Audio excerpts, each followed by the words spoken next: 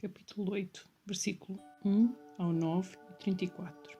Aqui o reino de Deus se manifesta com o poder sobrenatural. Ver também capítulo 4, do versículo 23 ao 25, capítulo 11, do 2 ao 6. Ele alcança pessoas que haviam sido excluídas da bênção de Deus: gentios, leprosos, cegos, mulheres doentes, endemoniados, cobradores de impostos e até os mortos. Jesus mostra compaixão, mas os líderes religiosos se sentem provocados e se opõem a ele. Jesus chama seus seguidores à fé e ao discipulado. Versículo 2. Leproso. O termo não se refere somente à hanseníase, mas também a diversas doenças de pele. Os leprosos eram cerimonialmente impuros, viviam excluídos da sociedade, a menos que fossem curados e um sacerdote os declarasse limpos. Ver capítulo 8, versículo 4, Levítico 14, do 2 ao 32. Houve ocasiões em que a lepra foi uma forma de julgamento divino. Números 12, do 9 ao 15, 2 Reis 5, 27 e 15, 5. 3. Seja curado. A cura de leprosos por Jesus foi uma evidência concreta da realidade do reino em sua pessoa e em seu ministério. Capítulo 11, versículo 2 ao 6. Versículo 4. A cura do leproso foi um testemunho público que os líderes religiosos estavam errados em não crer no Messias. Capítulo 10, versículo 18. E de que Jesus não se opunha à lei de Moisés. Capítulo 5, versículo 17. Leva a oferta que a lei de Moisés exige. Ver Levítico 14, 2 ao 32. Versículos do 5 ao 13. Mais uma vez Jesus atende pessoas marginalizadas ou rejeitadas. O centurião era um soldado gentil e atendê-lo despertaria forte ressentimento, tanto dos nacionalistas como dos separatistas da sociedade judaica. Versículo 5. Cafarnaum fica às margens do mar da Galileia, cerca de 4 km a oeste, de onde desagua o rio Jordão. Nos dias de Jesus era uma próspera vila de pescadores, situada no entroncamento da grande estrada que ligava a Mesopotâmia ao Egito. Era uma aldeia internacional. Foi a base de boa parte do ministério de Jesus na Galileia. Por exemplo, capítulo 4, versículo 13, capítulo 8, do 14 ao 17. Um oficial romano, em grego, um centurião, também em capítulo 8, versículo 8 e 13. O centurião, um dos 60 comandantes de uma legião, liderava 100 soldados romanos. Ver também Marcos 15, 39 e Atos 10, 1 e 27, 1. O 6. Jovem servo ou filho, também em capítulo 8, versículo 13. Versículo 7. Vou comparar com Atos 10, do 9 ao 35 e Gálatas 2, do 11 ao 14. Alguns traduzem esse versículo como uma pergunta. Devo, sendo judeu, ir à casa de um gentio sob o risco de impureza e curá-lo? Dos versículos 8 ao 10, o centurião reconheceu a autoridade de Jesus. Por experiência, sabia que, quando dava ordens, elas eram de pronto obedecidas. Ele percebeu que Deus tinha dado a Jesus a autoridade para operar milagres. A fé que o centurião demonstrou revela que o reino de Deus inclui os gentios. Capítulo 8, versículo 11. Do versículo 11 e 12. A entrada dos gentios cumpre a promessa do Antigo Testamento, Isaías 2, do 2 ao 3. A promessa de Deus dada a Abraão incluía que ele fosse uma bênção para muitas nações. Gênesis 18, 18. Uma promessa que Cristo cumpre em Gálatas 3, 8, 16. Versículos 16 e 17. Jesus tem autoridade sobre todas as doenças e sobre todos os demónios. Versículo 16. Com uma simples ordem. A autoridade de Jesus ultrapassava o poder do toque. Suas palavras promoveram cura e vida. Versículo 17. Levou sobre si nossas enfermidades e removeu nossas doenças. Isaías 53, 4. Ao tomar sobre si os pecados da humanidade, o Messias também levou nossas doenças. As curas e os exorcismos que Jesus realizou em cumprimento das Escrituras demonstram que ele é o Messias. Ver também capítulo 11, versículos 2 ao 6, 12, 28, 1 Coríntios 11, do 29 e 30, Tiago 5, 13 ao 16. Versículos 18 ao 22. Jesus confrontou dois aspirantes a discípulos com o que de facto significava segui-lo. Versículo 19. Os mestres da lei tinham a honrosa vocação de preservar, ensinar e interpretar as Escrituras para o bem da sociedade. Considerava-se necessário passar por eles para chegar a Deus. Capítulo 15, versículos 13 e 14, capítulo 23, versículo 13. O 20. Seguir Jesus não é fácil. Envolve mais do que o conhecimento intelectual. Seguir Jesus implica estar disposto a renunciar aos prazeres normais da vida. Filho do homem é um título que Jesus usa para si mesmo. Versículo 21. Outro discípulo. Essa frase sugere que o mestre da lei, de capítulo 8, versículo 19, também era um discípulo. Senhor, sugere um forte compromisso com Jesus. Sepultar meu pai.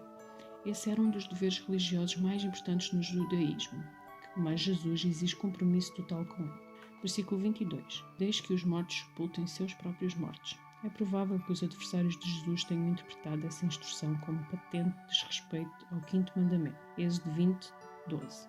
mas trata simplesmente de uma reafirmação do primeiro mandamento, Êxodo 20, do 1 ao 3. A afirmação foi validada pela autoridade messiânica de Jesus e pelo impacto do reino sobre a vida humana, incluindo laços familiares e outros compromissos. Ver também capítulo 10, versículo 34 ao 39, o 12, do 46 ao 50, o 19, 29, Zacarias 13, 3 e Lucas 14, do 26 ao 27, versículos 23 a 27. O episódio no mar amplia o tema das implicações do verdadeiro discipulado. A tempestade desafiou os discípulos a confiar a vida a Jesus, que tem autoridade até sobre as intempéries e o mar. Ver Jó 38, do 8 ao 11, Salmos 29, do 1 ao 11, 65, do 1 ao 13, 89, 9, 107, do 23 ao 32. Versículo 24.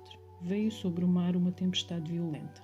Tempestades súbitas são comuns no mar da Galileia, que fica entre as montanhas. Versículo 27. Quem é este homem? A salvação requer uma resposta adequada a essa pergunta, e fé viva nele. Os discípulos continuavam sem entender.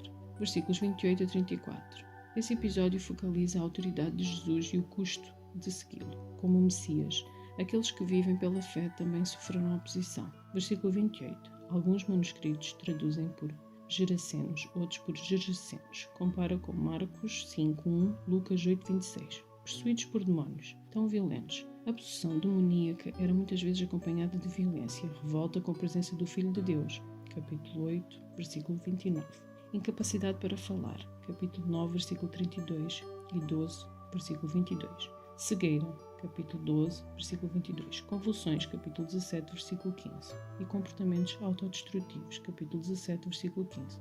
Com os exorcismos de Jesus, o poder do reino invadiu a história da humanidade, capítulo 12, versículo 28.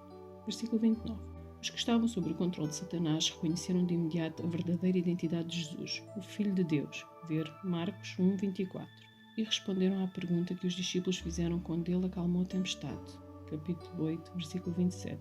E outros trechos, a verdadeira natureza e identidade de Jesus são reconhecidas pelo Pai, capítulo 3, versículo 17, capítulo 17, versículo 5, por Satanás, capítulo 4, versículos 3 e 6, pelos seres humanos, capítulo 14, versículo 33, 16, 16, 27, 54, e afirmadas pelo próprio Cristo, capítulo 11, versículo 27, capítulo 24, 36, 28, 19. O tempo determinado é a condenação final e eterna de todos os que se opõem a Deus. Ver Judas, capítulo 1, 6 e Apocalipse 20, 10. Versículo 31. Os demónios não eram páreos para a autoridade de Jesus. Em desespero, suplicaram que fossem poupados da desgraça iminente. Versículo 32. A palavra de Deus tinha autoridade para expulsar demónios. Se afogou.